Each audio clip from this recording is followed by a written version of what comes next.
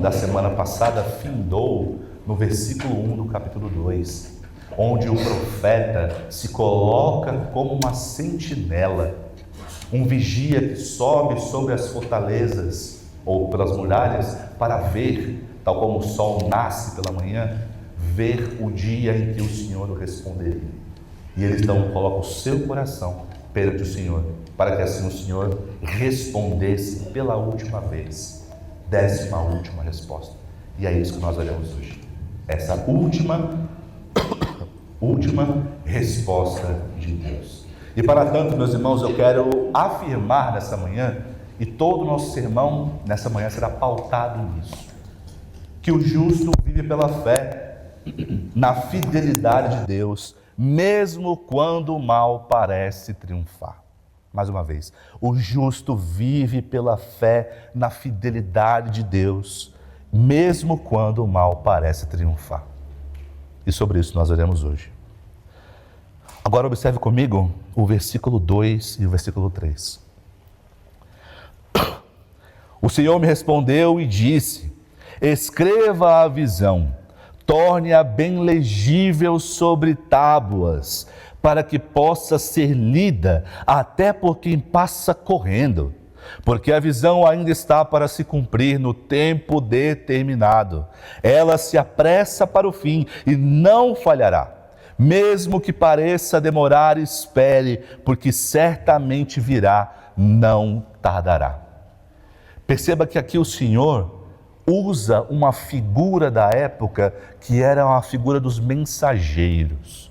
Os mensageiros eram pessoas, e também os arautos, eram pessoas que percorriam as cidades e muitas vezes correndo, buscando notícias.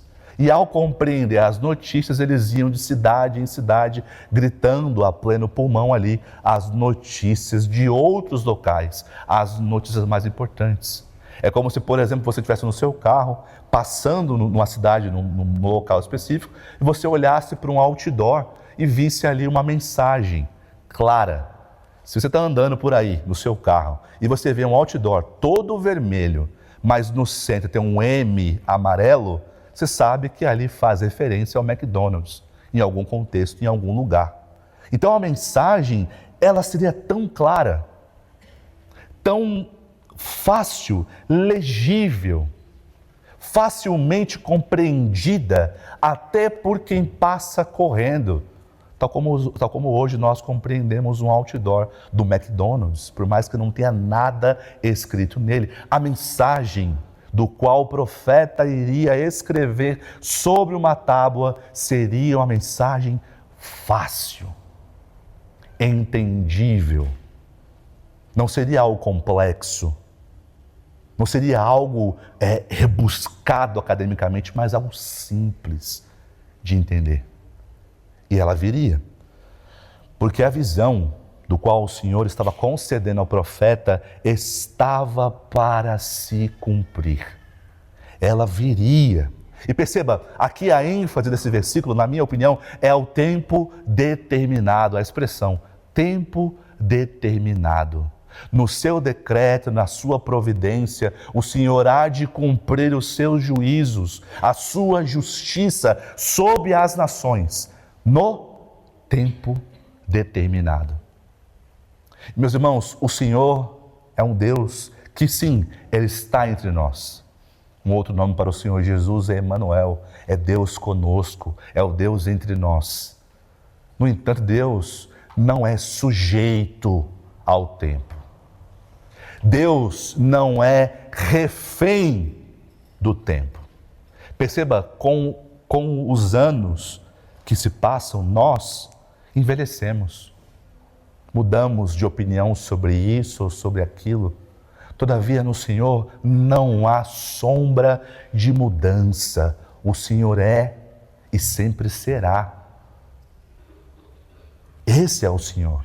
Ele não é refém do tempo. As coisas, o juízo, no caso do contexto do nosso texto aqui, o juízo de Deus, a sua justiça, não é determinada por aquilo que Abacuque quer, no tempo que ele quer, da forma como ele quer, quando, no dia, no mês, na hora que Ele quer, mas no tempo determinado por Deus, pelo Senhor nosso Deus. Ela se apressa para o fim, o texto diz, e não falhará. O profeta deveria crer na mensagem, na palavra que o Senhor traria a ele por meio da visão.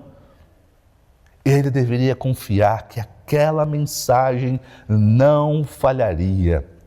Mesmo que pareça demorar, o texto diz, espere.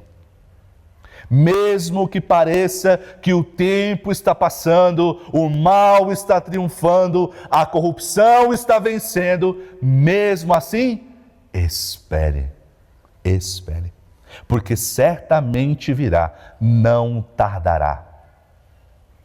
E muito embora possa até parecer tarde, muito embora possa parecer demorar, este não é o nosso tempo. Esta é a atuação do Senhor nosso Deus. Ele, no tempo dele, conforme os desígnios, decretos, a providência dele, o Senhor se coloca aqui como o rei, que de fato ele é, o rei da história, moldada, direcionada, organizada, estruturada por ele. Davi compreendeu isso no Salmo de número 139, versículo 16, quando ele diz que o Senhor, que ele nem havia sido feito ainda, formado no ventre de sua mãe, mas que todos os seus dias já haviam sido decretados. E a figura que ele utiliza é como um livro, escrito ponto por ponto, vírgula por vírgula, no livro de Deus. O Senhor não é refém da sua história. O Senhor não é refém do tempo. É o Senhor que determina o tempo na hora certa. E a profecia viria. Tanto é que não é no nosso tempo que nós sabemos, por meio de estudos simples da Escritura, que o juízo sobre os caldeus, sobre a Babilônia, veio por volta de 70 a 75 anos depois disso. Estamos aqui no texto, num período pré-exílico, antes do exílio, antes do cerco que destruiu Judá, que foram 2 anos de cerco. Esse é o tempo. E 75 anos depois, no tempo de Deus, da forma que Deus fez e designou, aí sim a Babilônia caiu. No tempo de Deus. Quero frisar isso ao longo do sermão. Agora observe comigo o versículo 4 e o versículo 5. Eis que a sua alma está orgulhosa, a sua alma não é reta nele, mas o justo viverá pela sua fé. Até aqui por enquanto.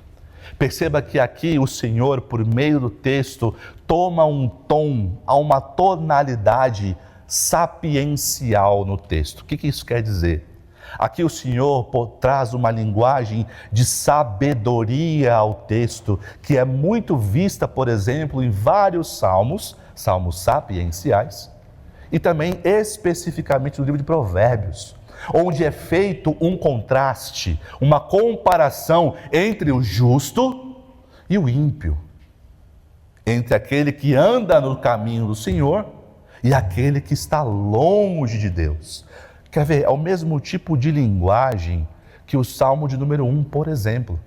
O Salmo de número 1, que abre o saltério, ele é construído num formato de sabedoria, onde primeiro é apresentado o justo. Bem-aventurado o justo, aquele que não anda no conselho dos ímpios, não se detém no caminho dos pecadores, nem se assenta na roda dos zombadores ou escarnecedores. Antes, o seu prazer, o alvo da sua vida, o centro da sua vida está na lei de Deus, e nela, na lei de Deus, que é a sua guia moral, que é a sua guia para toda a vida, nela medita dia e noite. E ali é feita uma comparação no versículo 3. Ele é como uma árvore plantada junto à fonte de rios, que no devido tempo florescerá, e tudo que ele faz é bem sucedido, porque ele faz pela lei de Deus. Aí chega o versículo 4. Os ímpios não são assim. Os ímpios não são assim. Se outrora o justo é comparado com uma árvore que no tempo certo dará frutos, o ímpio é comparado com uma palha que o vento leva para todos os lados, ou seja, que não há caminho. Então é essa linguagem que está presente no texto. O ímpio aqui, ele possui a sua alma orgulhosa, que é uma figura direta, obviamente, para os reis, não só Nabucodonosor, mas para os reis da Babilônia, os caldeus. A sua alma é orgulhosa, a sua alma não é reta, seus caminhos estão completamente longe daquilo que o Senhor compreende por certo e por errado. Completamente longe. Mas, e aí temos um mas, e é feito o contraste aqui, é feito a comparação. Mas o justo viverá pela sua fé. Este versículo, que o apóstolo Paulo irá utilizar mais adiante, o autor aos Hebreus também fará a mesma coisa, porém, dando ênfase na justificação pela fé, aqui o texto mostra uma característica distintiva da igreja, do povo de Deus, que deve viver pela sua fé, que deve viver em confiança no Senhor, ainda que o mundo se acabe ao seu redor, ainda que tudo pegue fogo, ainda que o tempo passe e muitas vezes pode ao nosso coração pecaminoso sequer ver a mão de Deus. O justo prevalece pela sua fidelidade, pela sua confiança ao Senhor. Porque o justo sabe que a fidelidade de Deus, a sua palavra é eterna. O Senhor não volta atrás. O Senhor não é homem para que minta. No Senhor não há sombra de dúvidas, como eu também falei agora há pouco. No Senhor está toda a plenitude da verdade e as suas promessas irão se cumprir. E pode parecer até meio triunfalista falar assim, mas é a verdade do Senhor. Aquilo que o Senhor de fato planejou, o que Ele decretou, irá acontecer. Porém, temos que ter a mesma perspectiva do apóstolo Paulo, quando ele fala aos Filipenses: posso passar fome, posso passar vergonha, posso passar nudez, posso ser perseguido, porém, o Senhor é quem nos fortalece. Texto esse muito usado de maneira errada, né? Posso tudo naquele que me fortalece. Não é bem por aí, é posso passar por todos os problemas, posso ver a minha sociedade corrupta, posso ser perseguido na Nigéria, ter a minha família massacrada, como foi o caso daquele pastor que foi citado pelo pastor Sandro. Posso passar por tudo isso, porém o Senhor me fortalece, porém o Senhor está comigo. E a característica do justo é confiar no Senhor e evidenciar isso por meio da sua fé. Nossos atos, nossos pensamentos, sentimentos devem convergir, devem direcionar e fluir na confiança no Senhor, confiança plena essa que o ímpio não tem, que o injusto não tem. Porque o ímpio, ele confia em si mesmo. Isso ficará mais evidente ao longo do texto. Mas o ímpio tem toda a sua confiança nas coisas que ele faz, no seu próprio braço, nos seus próprios feitos, no dinheiro guardado no banco. Esse é o ímpio. Enquanto o justo é reconhecido largamente, reconhecido por sua fé. E essa é uma fé que não vem de nós mesmos. É importante lembrar disso. Isso é dom de Deus. A fé foi nos dada pelo Senhor, por sua sublime majestosa e amorosa graça. Se o justo então prevalece por sua fidelidade, sua fé a Deus, é porque o Senhor que o concedeu. Não provém dele, não é fabricado, construído, delineado por nós mesmos. É dado por Deus. Isso nos deve trazer, já que uma pequena aplicação, nos deve trazer a me faltou a palavra, mas deve nos levar a uma dependência do Senhor muito clara nosso dia. Se for o próprio Senhor, por meio da sua graça, que nos concedeu essa fé para crer nele, cabe à igreja, cabe ao cristão, cabe ao Filho de Deus andar em plena dependência do Senhor. E não dependência puramente dos seus feitos, do seu poder, ou como falei agora há pouco, do dinheiro que está no banco, do seu braço, da sua saúde, mas uma dependência plena do Senhor. Porém, os ímpios não são assim, e o Senhor trará juízo aos ímpios. Do versículo 5 em diante, até o versículo 19, nós temos aqui uma descrição clara de como virá ou como viria este juízo de Deus sobre a Babilônia. Então o versículo 5 diz assim: assim como o vinho é enganoso, também o arrogante não se contém. O seu apetite é como a sepultura. Ele é como a morte que nunca se farta. Ele ajunta para si todas as nações e congrega todos os povos. Uma descrição clara do que a Babilônia, os caldeus fariam, ajuntando nações para si. Eles fizeram exatamente isso. Matavam muitos, porém ajuntavam pessoas para si.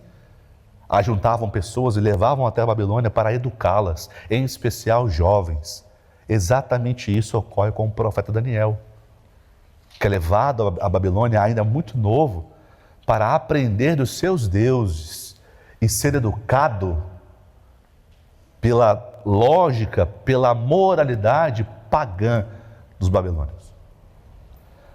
Insaciáveis, arrogantes, ferozes, nunca se fartam. Porém, versículo 6, não é fato que todos esses povos proferirão contra ele um provérbio, isto é, um dito em tom de zombaria. Esses mesmos povos que foram cativos para a Babilônia, pouco depois, tempos depois, anos depois, iriam rir desta Babilônia, porque o Senhor traria juízo. E para tanto, então, o Senhor vai proferir 5 ais. Na linguagem bíblica, esses ais, em especial quando aparece nos textos proféticos, possui uma ideia de um oráculo de condenação. Ou seja, o Senhor trará juízo, sua justiça sobre alguém ou sobre um povo. Essa palavrinha, ai, aparece mais de 50 vezes nos profetas. E só aqui aparece 5, o que denota uma ênfase na condenação, na maldição que estaria debaixo daquele povo, da Babilônia. Perceba, o primeiro e o segundo ai tratam sobre a economia injusta que aquele povo tinha. Observe comigo o versículo 6 ainda. Ai daquele que acumula o que não é seu. Até quando? E daquele que se enche de coisas penhoradas. Será que não se levantarão de repente contra você os seus credores? E não despertarão aqueles que farão você tremer? Você lhes servirá de despojo. Se outrora a Babilônia trouxe despojos, trouxe ali várias preciosidades de outros povos e agregou, trouxe para si e se fartou de ouro injusto, retirado dos outros com sangue inocente, agora a própria Babilônia seria despojo. não iriam tirar coisas da Babilônia. A própria Babilônia, que outrora foi uma grande nação, um grande reino, agora seria despojo. E sabemos que isso acontece. Aconteceu. Versículo 8. Visto que você despojou muitas nações, todos os povos que restaram virão despojá-lo, porque você derramou muito sangue e cometeu violência contra a terra, contra as cidades e contra todos os seus moradores. Ai daquele que ajunta em sua casa bens mal adquiridos, para pôr o seu ninho no lugar bem alto, a fim de livrar-se das garras do mal. Os seus planos resultarão em vergonha para a sua casa. Ao destruir muitos povos, você pecou contra a sua própria vida, porque as pedras das paredes clamarão contra você, e as vigas do madeiramento farão eco. Essa última linguagem aqui, de forma bem figurada, das pedras que clamarão e a viga que fará barulho, fará eco, é como se você estivesse num lugar onde você sabe que as paredes estão ali caindo e elas fazem eco porque o vento balança, elas balançam, etc. Ou seja, enquanto esses pensavam estar seguros, fazendo a sua morada no alto, como um pássaro que faz seu ninho no alto para livrar seus filhotes de outros pássaros, de outros predadores, assim a Babilônia pensava, achava estar segura. Ou seja, um sentimento de impunidade dos outros povos, agora sim teria punição. O Senhor traria juízo contra aqueles corruptos. O Senhor traria juízo e deixaria-os na vergonha e destruiria aquele povo. E aquele próprio povo viraria despojo entre as nações. Agora então o Senhor traria todo esse juízo e toda essa economia injusta, toda essa corrupção financeira iria de fato findar, porque o Senhor de fato estava vindo a trazer a sua vingança, a sua justiça. No versículo 12, nós temos agora o terceiro ai, no caso o ai do trabalho escravo ou da escravidão que aquele povo fazia. Ai daquele que edifica uma cidade com sangue e fundamenta na iniquidade, e a fundamenta na iniquidade. Será que não é a vontade do Senhor dos Exércitos que os povos trabalhem para o fogo, que as nações se fatiguem em vão? Porque a terra se encherá do conhecimento da glória do Senhor, como as águas cobrem o mar. Perceba aquele povo, o povo caldeu, trazia para si muitos escravos, que eram utilizados das mais variadas formas possíveis, dos mais métodos vergonhosos possíveis. E assim fundamentou, construiu todo o seu império embaixo disso, embaixo de injustiça, embaixo de sangue de pessoas inocentes, humilhadas, pessoas que foram perseguidas. Judá, por exemplo, sofreu um cerco, do qual eu li com os irmãos ali Lamentações, que vai registrar para nós o tamanho do problema que a Babilônia causou para Judá, ao ponto de não haver sequer comida, crianças morrendo à torta e direita, e suas próprias mães que não tinham o que comer, se alimentando da carne das crianças. Uma cidade, a Babilônia, forjada, fundamentada na iniquidade. Mas o Senhor encheria a terra do conhecimento da sua glória. O Senhor traria esse juízo tamanho que o Senhor então faria que aquilo fosse conhecido por todas as nações. Aquela justiça que ele traria. Versículo 15 em diante temos o quarto ai, o ai dos líderes irresponsáveis ou dos líderes devassos. Ai daquele que dá ao seu companheiro vinho misturado com o seu furor e que o embebeda para lhe contemplar a nudez. Você ficará coberto de vergonha em vez de honra.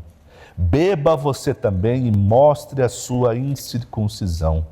Chegará a sua vez de pegar o cálice da mão direita do Senhor, e a sua glória se transformará em vergonha, porque a violência contra o Líbano cairá sobre você, e você ficará apavorado por ter destruído os animais, porque você derramou muito sangue e cometeu violência contra a terra, contra as cidades e contra todos os seus moradores. Havia um costume entre os babilônios de fazer reféns entre as nações, entre eles ali, e de embebedar pessoas para fazê-los dançar de forma nua, completamente nus.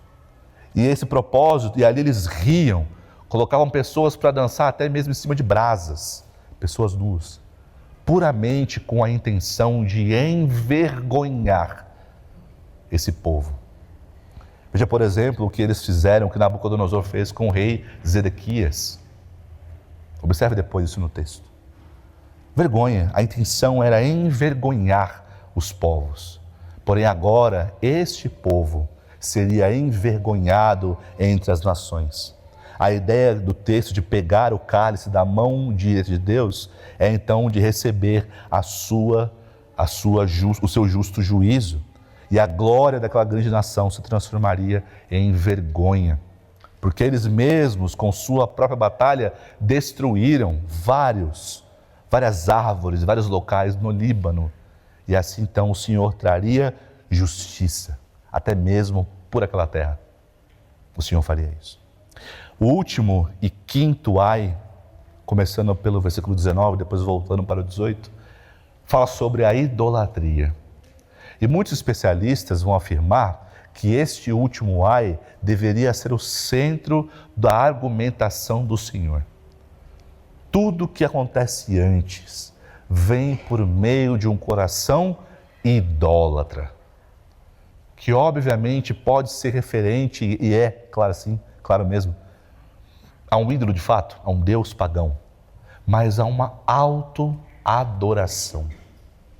Uma idolatria de si mesmo, um ego inflado por um coração extremamente orgulhoso daquilo que possuía, ou do seu próprio poder bélico. O pastor Sano leu semana passada que estes babilônios eram como um pescador, que com a sua própria rede fisgava os peixes e assim prestava culto à própria rede, a rede de arrastão. Ou seja, deuses de si mesmos. O texto diz, versículo 19: ai daquele que diz à madeira, acorde, e a pedra muda, levante-se. Pode o ídolo ensinar? Eis que está coberto de ouro e de prata, mas no seu interior não há fôlego nenhum. Versículo 18: para que serve o ídolo, visto que o seu artífice o esculpiu? E de que serve a imagem de fundição, mestra de mentiras, para que o artífice confie na obra fazendo ídolos mudos? O profeta Isaías vai trazer um raciocínio muito cheio de sarcasmo ao afirmar que é tolo o homem, o lenhador que puxa derruba uma árvore, faz dali a sua lenha, com uma parte ele se esquenta, joga ao fogo, e com a outra ele mesmo molda para si um Deus, do qual a sua própria mão fez, forma por forma, cabeça, ombro, joelho e pé, que seja, mas ao formá-lo, ele se dobra. Qual o raciocínio disso? Qual a lógica disso? Formar para si ídolos. E assim então adorá-lo, prostrar-se perante o ídolo. E podemos afirmar claramente que adoração e veneração são a mesma coisa. E você vai ver por aí muitos católicos, apostólicos, romanos afirmando que adoração é para Deus, mas veneração é para os santos. E se dobram perante um negócio desse tamanho. Qual a lógica disso? De que serve a imagem de fundição que é mestra de mentiras? De que serve o fogo que molda isso, o bronze, o ouro, a resina ou qualquer material que é moldado pelo próprio homem e após tudo isso, ele se dobra, prostra seus joelhos, derrama seu coração para isso. Mas no fim das contas, quando se dobra perante este Deus com D minúsculo, essa divindade que ele mesmo forjou, ele só pede coisas para si mesmo, prosperidade, fertilidade e tudo mais. No fim das contas, o Deus é a si mesmo, é o seu próprio coração, é a sua própria vontade. E o Senhor condena o pensamento idólatra. O Senhor condena tudo isso. Porém, no final é feito aqui e deixado muito claro que enquanto os ídolos estão ali parados, enquanto os ídolos não fazem nada, só ficam inertes, enquanto o ídolo não fala, toda a terra deveria se calar perante Deus. Versículo 20. O Senhor, porém, está no seu santo templo. Cale-se diante dele toda a terra. Calem-se perante o juiz. Eis o juiz sentado em seu trono, trazendo juízo, trazendo a sua majestade, fazendo cumprir a sua glória, evidenciando as obras de suas mãos, por meio da sua providência, fazendo-se presente, que não está longe. Eis o Senhor, sentado em seu trono, mostrando a sua majestade. De que valem os ídolos? De que valem as forças bélicas das nações? Do que vale o poder, o poderio militar da Babilônia perante o grandioso Deus, que está sentado em seu trono, julgando, observando todas as coisas, e diante dele ninguém se levantará. Diante do Senhor ninguém se levantará. Meus irmãos, todo esse texto de Abacuque não é fácil, porque o texto ele nos mostra não apenas o senhorio de Cristo sobre todas as coisas, que é evidenciado no tempo certo, no tempo que ele decretou e determinou. Mas o texto mostra para nós que o nosso coração é ansioso. O nosso coração deseja rápido as coisas. E muitas vezes nós somos reféns do próprio tempo que nós determinamos. Eu quero que o Senhor faça isso para mim em tal tempo. Eu vou orar ao Senhor, Ele vai me responder. Ou, como é dito por aí afora, eu determino que o Senhor faça isso ou aquilo. Determine para Deus. Isso é a maior baboseira. Olhe para o texto, calem-se diante dele, toda a terra. Não é eu determino o quê? Eu decreto o quê? Eis o rei, este é o rei. Nós não somos. As coisas não ocorrem no nosso tempo, mas no tempo de Deus. E nós vivemos um tempo, e aí é muito dito por aí, largamente dito por aí, que estamos há mais de 16 anos num Brasil corrupto. Estamos há muito tempo debaixo de um governo corrupto que pouco a pouco explora os pobres, tira deles recurso e ainda assim este governo retém deles os seus votos. Não só pessoas pobres, pessoas ricas também. Meus irmãos, e nós, muitas vezes, ao observar isso, nós regredimos. Possuímos, então, uma escatologia pessimista quanto ao fim, um derrotismo escatológico. Mas, ei, o rei está assentado no trono e esse rei reina. Não existe espaço para um outro rei que não seja este, no tempo certo, irmãos, não sabemos quando será. O Senhor trará justiça ao nosso país. O Senhor trará justiça aos pobres, às pessoas exploradas, em especial aos seus filhos, perseguidos na Nigéria, massacrados em países de matriz islâmica, perseguidos, humilhados, na Coreia do Sul, na China, precisando se reunir em esgotos, cavernas, locais afastados, não podendo sequer esboçar a sua fé, pregar o Evangelho sem serem mortos ou perseguidos, humilhados. Muitas vezes, ao pregar o Evangelho, também somos afastados de pessoas que amamos, familiares, irmãos, pai, mãe, amigos. Mesmo perseguidos, irmãos, lembre-se disso. O Rei está sentado no trono, no seu santo templo. O Senhor nunca deixou de reinar. O justo, então, e essa é a ênfase teológica de todo o livro do profeta Abacuque, esse é o centro.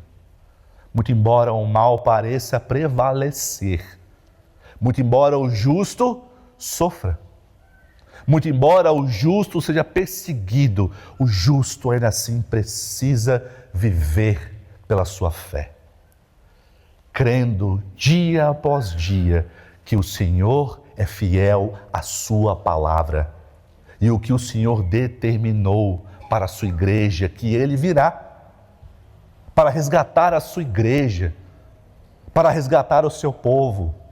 E nós clamamos e cantamos Maranata. Falamos isso, vem Senhor Jesus. Expressamos isso, mas muitas vezes da boca para fora, não confiando que o Senhor de fato governa, não confiando que o Senhor é Senhor, é de fato Senhor sobre todas as coisas. Mas lembre-se disso, muito embora o mal pareça prevalecer, o justo deve continuar, dia após dia, confiando no Senhor. Que essa seja a característica da nossa igreja, de pessoas que sim, sofrem, de pessoas que sim, são perseguidas no trabalho, humilhadas por familiares, amigos, muitas vezes, que possuem problemas de saúde, sim, mas que ainda assim confiem no Senhor, mas que ainda assim vivam por sua fé. Porém, pode ser que você esteja aqui pela primeira vez, ou nunca tenha tido de fato um contato direto com o Senhor Jesus. Esse texto, em especial, usado pelo apóstolo Paulo, do justo viverá pela fé, ele evidencia também que nós somos justificados por Cristo. Nós não somos justos em nós mesmos. Somos igreja reformada, então enfatizamos muito a depravação total do homem. Isto é, o homem em si mesmo é caído. A queda afetou o homem e nos afastou de Deus. E nos afastou de tal forma que, se não for o próprio Deus, ao nos resgatar, nós não conseguimos ir até Ele. É muito distante, o homem natural. Portanto, ao reconhecer que somos de fato corruptos, pecadores, que pecamos contra o Senhor, que entristecemos ao Senhor com nossas vidas, cabe a você, meu amigo, que nunca teve um contato com o Senhor. Arrependa-se e crê no Senhor Jesus. Precisamos de um Salvador, e não há outro nome debaixo da terra que não seja o Senhor Jesus, pelo qual importa que sejamos salvos. Arrependa-se e crê no Evangelho. Porém, para nós salvos, que vivamos pela nossa fé, que, muito embora perseguidos, oprimidos, passando por problemas demasiados, que possamos de fato viver pela fé, fiéis ao Senhor. Amém? Obrigado, Senhor, graças damos a Ti por este sermão, graças damos ao Senhor pelo profeta Abacuque, que com temor, com santa ousadia, foi até o Senhor e pediu a Ti por justiça para ajudar. E o Senhor o respondeu da forma como lhe aprouve. Glória ao Senhor por isso. Pai, que possamos olhar para esse texto, textos como esse, e evidenciar em nós mesmos que o Senhor governa sobre as nossas vidas, que o Senhor é o Senhor da história, que o Senhor direciona todas as coisas conforme lhe apraz. E sabemos, ó Pai, que possamos lembrar isso ao passar por problemas e provações, que todas as coisas ocorrem para o bem daqueles que amam a Deus, aqueles que andam conforme a Tua palavra. Pai, se há pessoas entre nós que nunca tiveram contato com o Senhor, que o Senhor possa, Pai, salvar Teus eleitos, sabemos que o Senhor salvará, que o Senhor possa incomodá-las, abrir seus olhos e a salvar, que venham se arrepender e crer em Cristo, tal como nós cremos um dia. Pai Santo, cuide agora dos Teus filhos que aqui estão, muitas vezes oprimidos por problemas, oprimidos pelos injustos, com um coração pesaroso pelo Brasil e tantas outras nações cujos cristãos são perseguidos. Que não venhamos a ter um coração derrotado, que não venhamos a ter esse derrotismo escatológico, um pessimismo errado, mas que possamos, ó Pai, por meio da Tua palavra do Senhor, adquirir confiança. Pai, nos conceda confiança. E como disse certa música, ajuda-nos a confiar mesmo quando a confiança nos faltar. Obrigado, Pai. Obrigado pelo texto, obrigado por esse sermão, obrigado por tudo. Em nome de Jesus. Amém.